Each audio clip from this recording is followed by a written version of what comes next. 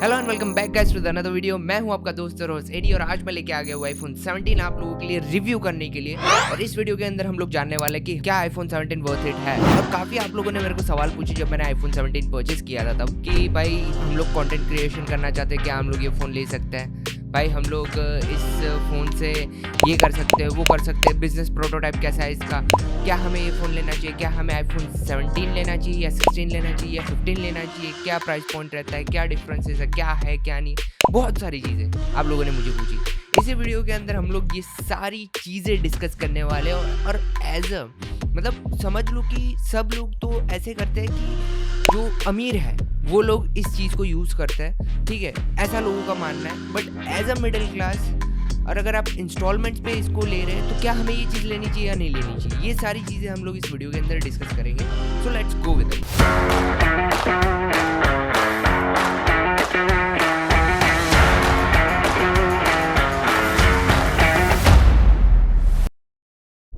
तो चलते हैं बिना किसी टाइम वेस्ट के फर्स्ट क्वेश्चन के ऊपर कि क्या हमें आईफोन 17 परचेस करना चाहिए या नहीं करना चाहिए।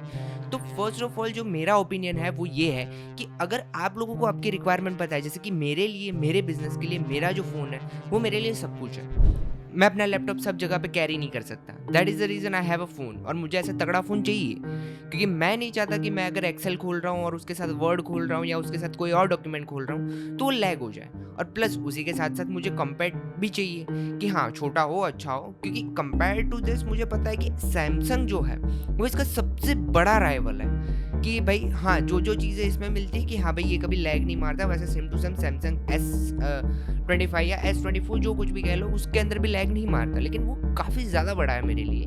सो इन टर्म्स ऑफ दैट कि मैंने वो भी यूज़ किया और वो भी है मेरे पास, बट वो मुझे यूज़ करना थोड़ा सा कम पसंद आता है। उसकी जगह मैं प्रेफर करता हूँ आईफोन क्योंकि वो मेरे को कॉम्पैक्ट लगता है और उसमें भी मैं बेस मॉडल ही हमेशा परचेस करता हूँ, जिसके मैंने यहाँ पे 17 किया हुआ है, ना ही प्रो ना ही प्रो मैक्स।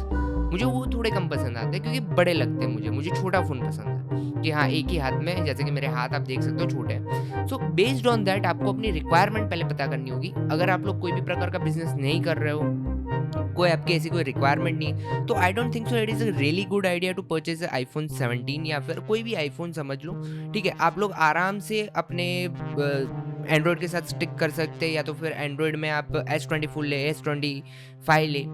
सो बेसिकली आपको सबसे पहले फ़ोन खरीदने से पहले आपको अपनी रिक्वायरमेंट जाननी होगी कि आपकी रिक्वायरमेंट क्या है। सेकंड क्वेश्चन मुझे ये पूछा गया था कि क्या हमें आईफोन 16 परचेस करना चाहिए या आईफोन 17 परचेस करना चाहिए।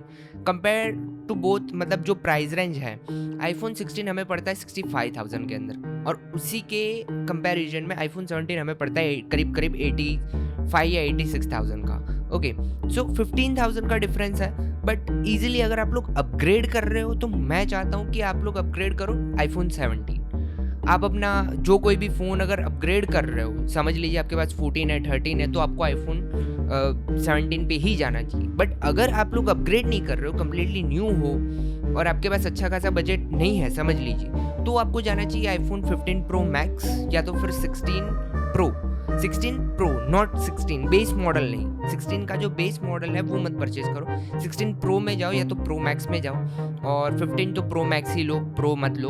और अगर आपके पास इतना बजट नहीं है, बट अगर आपको कम्प्लीटली न्यू स्टार्ट करना है सो या this is good. But iPhone 17 के अंदर बहुत सारे बग्स हैं, ये क्योंकि नया फ़ोन है और इसका UI भी जो है 28 अभी जो आ रखा है iOS 28 शायद से, तो वही है।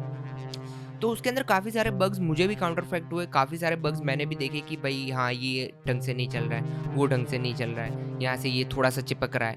यूट्यूब को मैंने 2-3 बार टेस्ट किया तो वो थोड़ा सा 2-3 बार मेरे अंदर चिपका, तो वो चीज़ मुझे ज़्यादा फ्रेंडली नहीं लगी कंपेयर टू दैट मेरे पास जो आईफोन 15 था उस मोमेंट पे, उसके अंदर कभी मेरा ऐसा चिपका नहीं क्योंकि वो मैंने यूके से परचेज किया हुआ था, तो मुझे नहीं लगा कि उसमें कोई भी प्रकार की ऐसी कोई प्रॉब्लम हुई होगी। बट जस्ट बिकॉज ये नया UI है तो उसकी वजह से पॉसिबली, और मैं बीटा यूज़ करता हूँ तो बीटा के अंदर थोड़े बहुत तो बग्स आते रहते हैं, कह सकते हो आप, बट फिर भी आप खरीद सकते हो iPhone 17, it's a really good idea.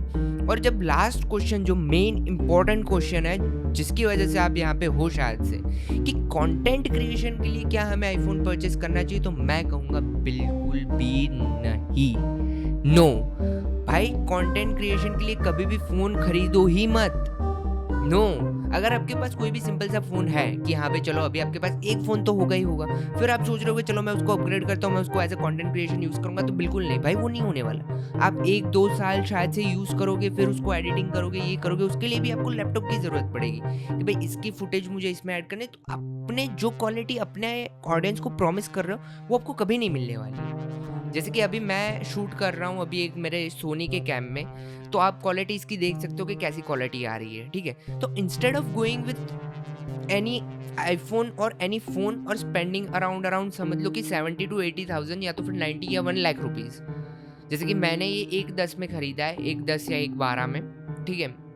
तो समझ लीजिए कि इसकी जो वैल्यू है, इसकी वैल्यू में मैं बहुत अच्छा खासा फ़ोन ले सकता हूँ। अभी अगर मेरे पास आईफ़ोन 15 था उस मोमेंट पे, और उसी मोमेंट पे मैं चाह रहा हूँ कि भाई मुझे ये तो रखना ही है आईफ़ोन 15, इसके साथ अगर मेरे पास इतना अमाउंट है तो मैं कोई कैमरा खरीद लूँ, वो मेरे लिए ज़्यादा अच्छा होगा। और उस पर्टिकुलर डिवाइस के अंदर सिर्फ़ और सिर्फ़ मेरी वीडियोज़ ही शूट होगी, दैट्स इट।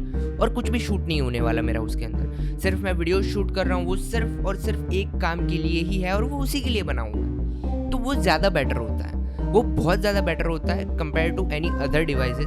अभी आप अगर फ़ोन खरीद लोगे तो आपको समझ लीजिए कि बहुत सारी प्रॉब्लम्स आ सकती है, जैसे कि आपने समझ लो कि वायरलेसली अपने फ़ोन को कनेक्ट किया है विथ योर लैपटॉप और एनीथिंग, तो आपको बहुत सारी नोटिफिकेशंस तो आएगी ही आएगी, फ़ोन्स आएंगे, आपका रिकॉर्डिंग इंटरप्ट हो जाएगा, फिर उसमें माइक कनेक्ट करना, ये करना, वो करना। और हाँ, मुझे पता है बहुत सारे यूट्यूबर्स ने इस चीज़ के ऊपर वीडियोस बना के रखे हुए कि भाई ये आ रहा है, वो आ रहा है, आप अपने आईफोन से कर सकते हो, इससे कर सकते हो, बेस्ट क्वालिटी आती है। नहीं भाई, नहीं होता। मैंने 1 साल यूज़ किया हुआ है अपना आईफोन एज़ अ वेबकैम, मुझे पता है। 1 साल मैंने उसी के अंदर वीडियो शूट किए, मुझे पता है कैसा होता है, क्या नहीं होता, ठीक है? तो मैं तो प्रेफ़र बिल्कुल भी नहीं करता कि आप किसी भी, हाँ, अगर आपका कंटेंट क्रिएशन का काम है सिर्फ़ और सिर्फ़ रील्स शूट करना, और आपका काम है कि सिर्फ़ और सिर्फ़ उसको बस थोड़ा बेसिक 1 या 2 एडिट कर देना और फिर उसको डाल देना यूट्यूब पे। सो हाँ, वो चीज़ आप कर सकते हो, बट जैसी स्टेबिलिटी आपको आपका कैमरा देगा, वैसी स्टेबिलिटी आपको कोई भी प्रकार का फ़ोन नहीं दे सकता है, ठीक है?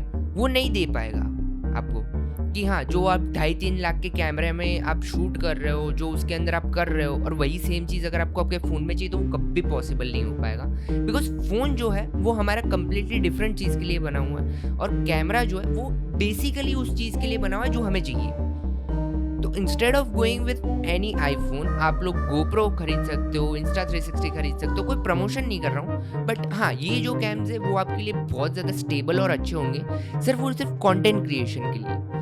तो अगर आप लोग सोच रहे हो कि कंटेंट क्रिएशन मुझे करना है, तो उस पे मत जाओ। आप जाओ कैमरा पे जाओ, कैमरा खरीदो, या तो फिर ऐसी कोई चीज़ खरीदो। और बाकी तो आपका ओपिनियन है, या तो आपको लगता है कि आप अपने फ़ोन के साथ कंपीट कर सकते हो अभी फ़िलहाल, तो आप वो भी खरीद सकते हो। बट मेरे ओपिनियन के हिसाब से मैं प्रेफर करता हूँ camera instead of buying phone for content creation, क्योंकि मेरा एक्सपीरियंस हो चुका है। That's it. और अगर आपको कोई भी प्रकार के और एनी अदर क्वेश्चंस आते हैं, आपको अगर चाहिए कि मैं एक कैमरा के ऊपर एक बेसिक वीडियो बनाऊं, तो वो मुझे कमेंट कीजिए और सब्सक्राइब कीजिए यार। मुझे 1000 सब्सक्राइबर्स कंप्लीट करने, प्लीज़ हेल्प कर दीजिए, प्लीज़ थोड़ा सा सपोर्ट कर दीजिए। Thank you so much for watching. अरे यार, आदत हो गई ना रोज़ रोज़ की लाइव स्ट्रीम करके भाई। क्या कर सकते हैं। So thank you so much for watching my video and I love you all. और बस आउटरो देख लो यार।